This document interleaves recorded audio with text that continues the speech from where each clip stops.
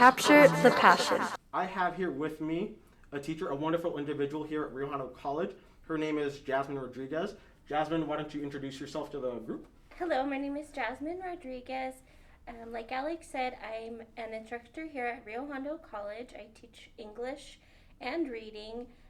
Prior to teaching at the community college, I taught high school for 10 years. I taught English, theater, AP language, and then I sort of transitioned into teaching community college, and I found my calling, so here I am now at Rio Hondo College. Oh my goodness, that is a lot of teaching. Yes, it is. What made you want to become a teacher? I think part of me always knew because I loved learning, I loved reading, I loved books, and I felt that some aspects of education came easily to me. And it wasn't until I was in college and I was forced to declare a major, and I talked to one of my professors, and I said, if I major in English, do I have to become a teacher? And he said, why wouldn't you want to be a teacher? You get summers off. And I thought, that's what I want to do. No, but I kind of knew that's what I would always do, and I just, I found myself here, so I'm actually really happy and excited to be here. Cool. So I'm glad that you sort of found your joy early on, that you wanted to do it. In terms of sort of your teaching style, how do you approach teaching? How do I approach teaching? It's taken me a long time to sort of figure out that the first thing you should do is be yourself and find your own style, and what works for you. That's my first step in my process is just accepting who I am and what are my strengths as a teacher. And the second aspect I would say is making it student-centered. If students are having fun, if they're engaged, if they're interested, then they're going to be more likely to learn and take something away from your class than otherwise. Okay. In terms of, and I like how you said that your style sort of comes down to two things. One, knowing yourself, and then also trying to bring things that are more student-centered. Who helped you sort of find out like how to be yourself? I remember you saying that one of your English teachers in college sort of got you into the career field. Like, how did they get you into it? I mean, aside from telling you, hey, summer's off. That's a great question. First, it took a lot of years of mistakes and struggle and trying to fit into other people's styles before I learned those lessons. So just get time and experience. But yes, I would say that along the way, I did have a couple of, if you want to say, mentors who sort of guided me. And seeing other teachers who were just joyful and enjoying what they were doing, and sort of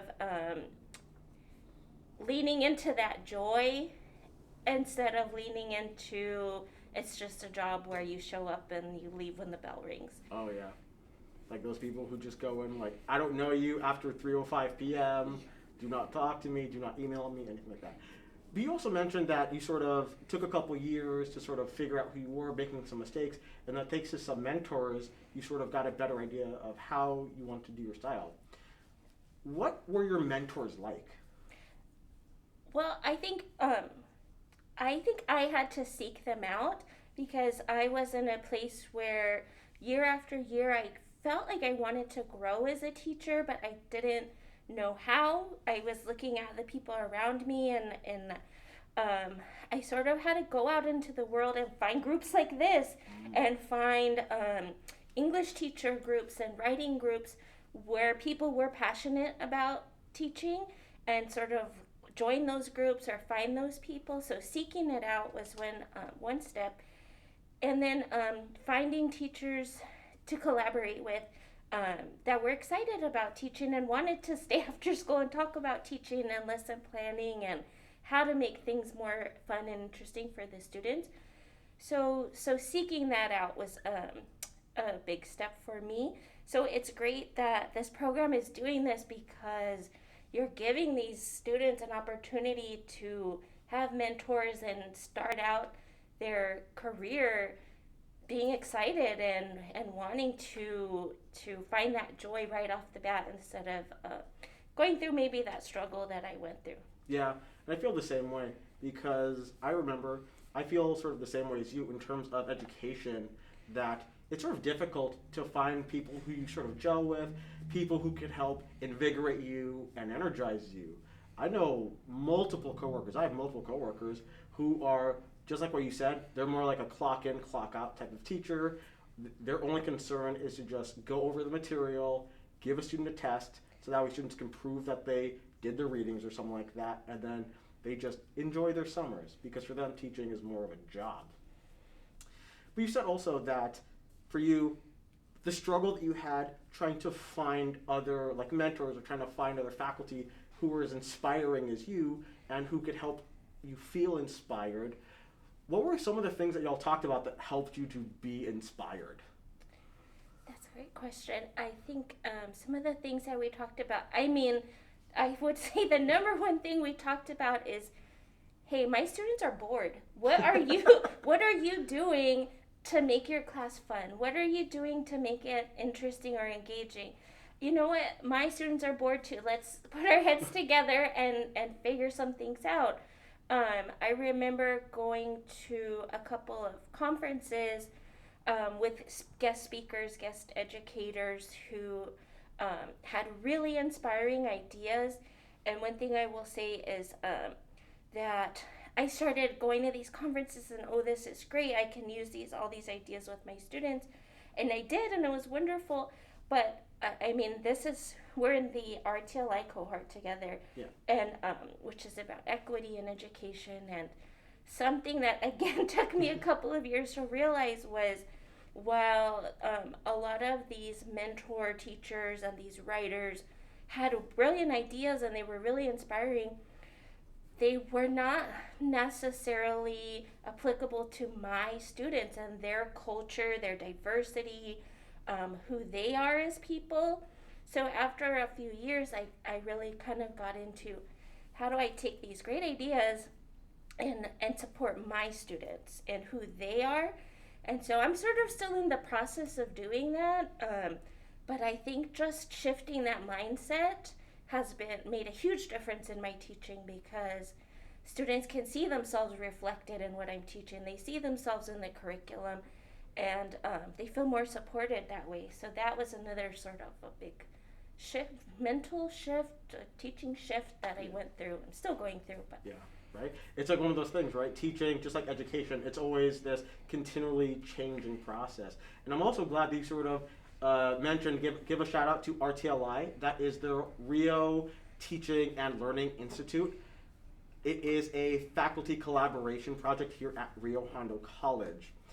Personally, one of the things I've really benefited from, aside from being able to meet you and get to like talk with you during like Zoom sessions and before COVID hit, being able to like talk on campus about issues of diversity and equity, one of the things I've also found really beneficial about it is to talk with faculty outside of our disciplines. yes. Because I really like how you said that the one thing you sort of talk about with your colleagues is students are bored, and how do we say things and teach them things in a way that's more engaging to them. Yes. In terms of how to get your students energized, because I know that you said that you try to find more relevant examples, you find readings that they might like to read from. What impact has your style had on your students? I think I don't want to give myself too much credit because Hey, that's okay. This is a hard job. You give yourself credit. I think one impact that I've seen is that, and I think we've all been through this, where we have a few students who are outgoing and a few students who just they want to be there and they want to participate. But I think by incorporating this equity mindset, you're engaging more students. You're engaging students who would not necessarily have been outspoken or been participating than before. So you're getting that one student who you would have never known they were there, but now they're there and they're part of the class, and that's just fantastic. That's really that's why we're there.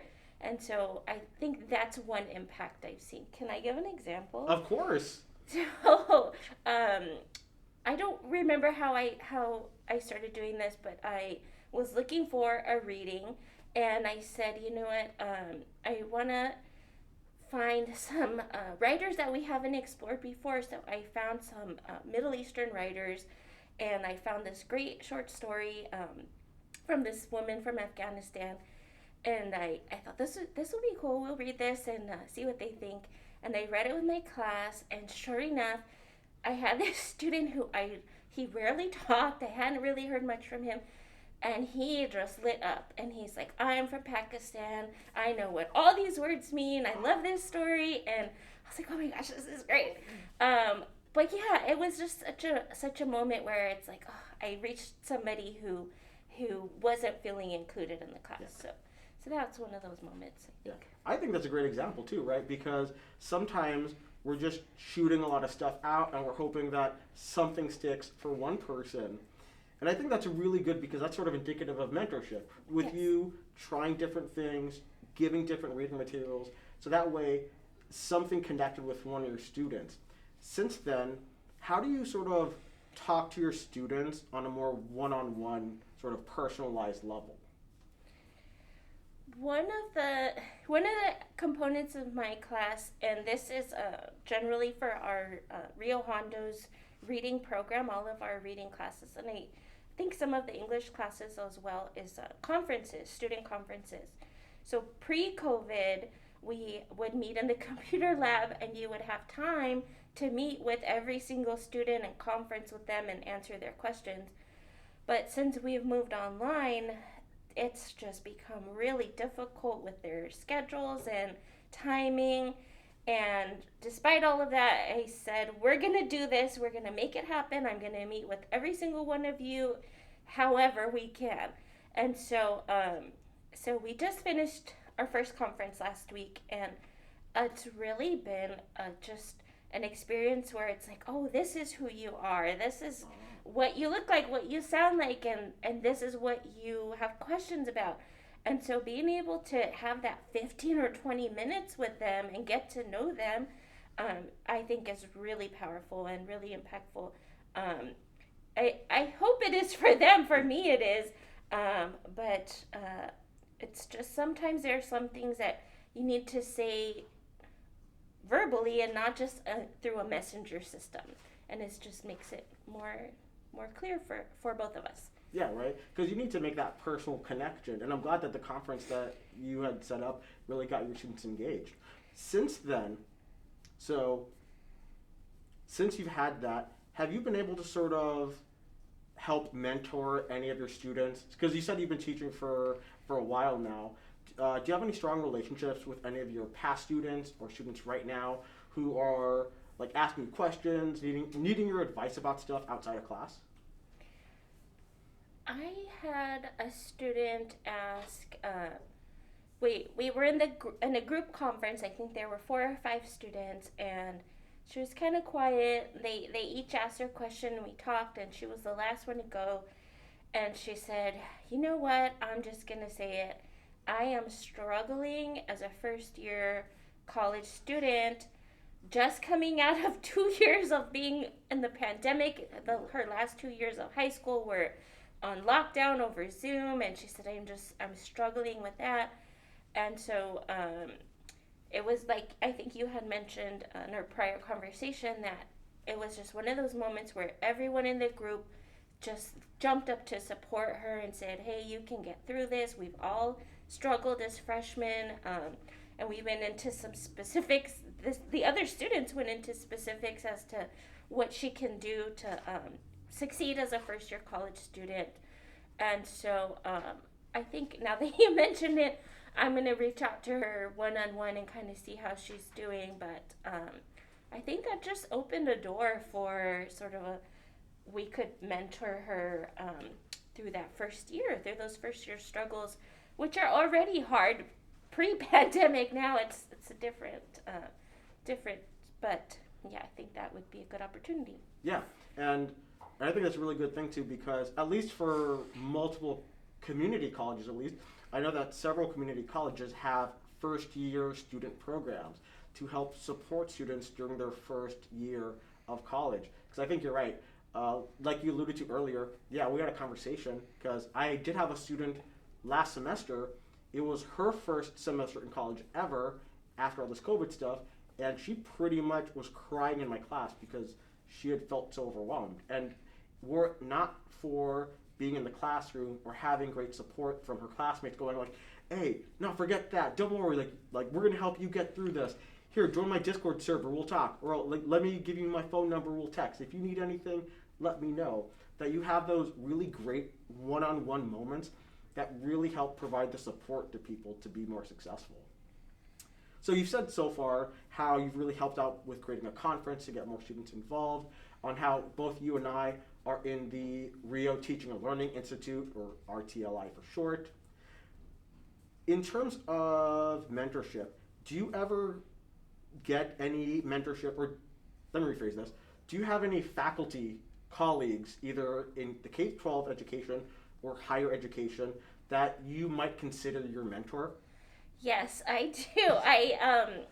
I'm really lucky because when I first started teaching here at Rio Hondo College, I was assigned a mentor who was just fantastic. She's just the kindest person you could ever meet, and she sort of let me follow her around a little bit, and I also have met people along the way who just I inspired by their teaching, and I said, can I be your friend? Can I learn from you? And so I do have those, and I'm really appreciative of them because,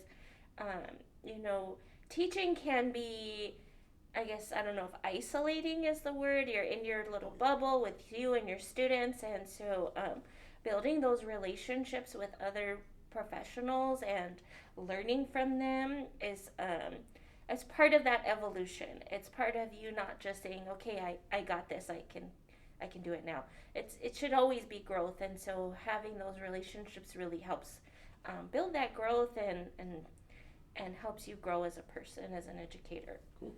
In terms of the people that you consider your mentors, what's their style to sort of mentoring you? Because I know that some people, just like how everybody has different personalities, people sort of mentor in different ways. I, for example, I'm a very sort of hands-on type of teacher. I very much micromanage stuff. I do have a couple colleagues that I'm mentoring right now, and they're always asking me for advice on their presentation slides or what assignments to give them. And I feel bad because I think I'm the worst mentor. I will nitpick everything. I'm the worst kind of teacher because I nitpick everything. So in terms of how I mentor, I tend to be very hands-on and evaluating things because that's a bad habit I have. In terms of you, what are things that you look for in a mentor? What do you look for in people to support you? What do I look for in a mentor?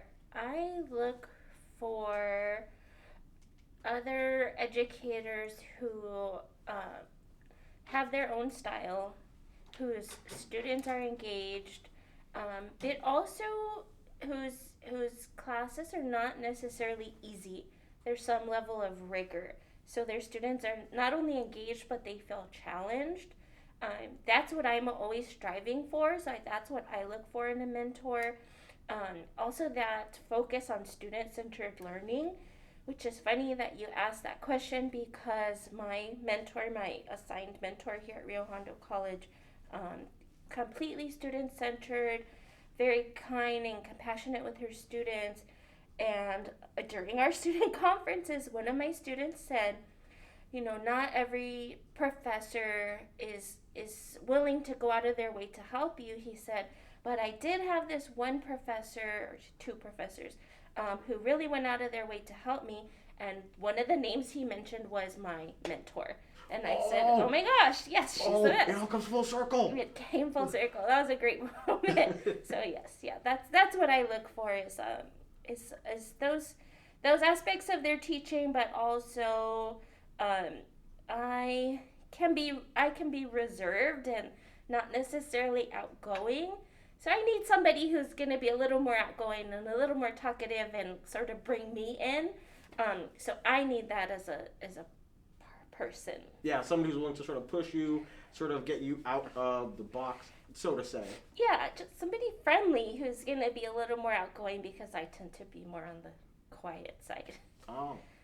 What about listeners? Because I know that you said that you tend to look for people who sort of have their own style, and that you said that you tend to be more reserved in the listener. When you work with other people, either as students or mentors or mentees, what do you do if you know that there is a student or a mentee that you might have and they tend to be reserved? From a mentor perspective, how would you get a student or mentee to open up to you more? That's a great question. How would I get a mentee to open up to me more? I think you sort of already said it, but being a good listener, listening to what they're saying and sort of, I don't know if you want to say repeating it back and saying, this is this what you mean? Am I understanding you? And giving them an opportunity to let me start. No, I no would say problem. I don't like the word safe space because it's, but giving them a safe space where they feel comfortable and to open up and say, this is what I'm trying to express, and then not judging, not interrupting or stepping over their words, but saying, okay, that's what you're feeling, that's what you're going through, let's work from there. um, and not pressuring them either, not forcing them to explain yourself right now, but just kind of guiding them and letting them lead until they feel comfortable, I guess you would say. Okay, giving them sort of that space. And I know, I'm glad that you sort of hesitate about saying safe space. Then you just went, you know what? We need to give them a safe space, because sometimes you have to say things like, sometimes that's the only way you could describe things, the words Yes. that come to your top of your mind. Let me ask you a little bit of a more difficult question. Okay. If one were to describe you as a mentor, or just as a teacher in general, what do you think is one or maybe three words that people would use to describe your style of teaching or mentorship? 3 words to describe my style of teaching or mentorship. Yeah, so the idea is like, when people think of Jasmine Rodriguez, what do they think of?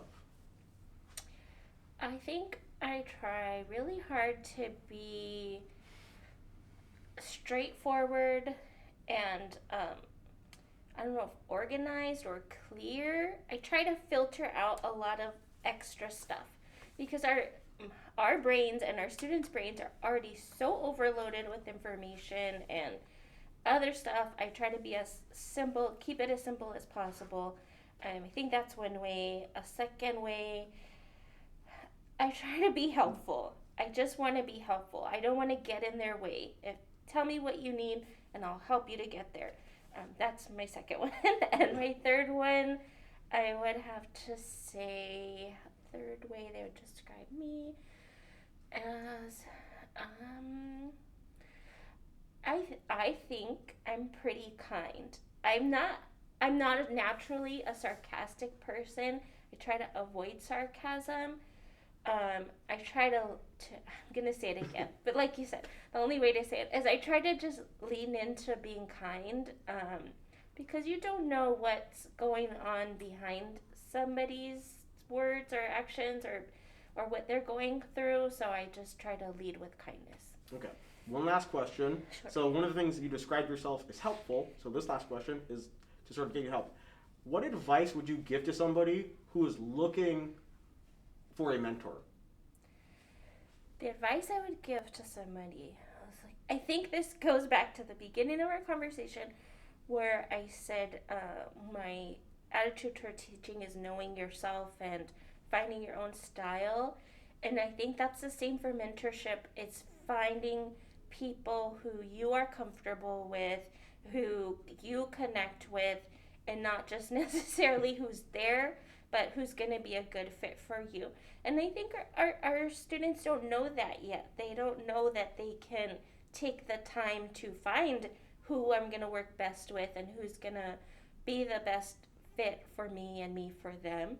So just networking, meeting different people and finding who's gonna be the best support for me. Cool. Thank you so much, Jasmine, for coming in. For anybody listening, make sure to take Jasmine Rodriguez's classes. She is a great teacher. You heard her say it. She is kind, she is helpful, she is organized. Thank you so much for joining us today. Thank you. Thank you for having me.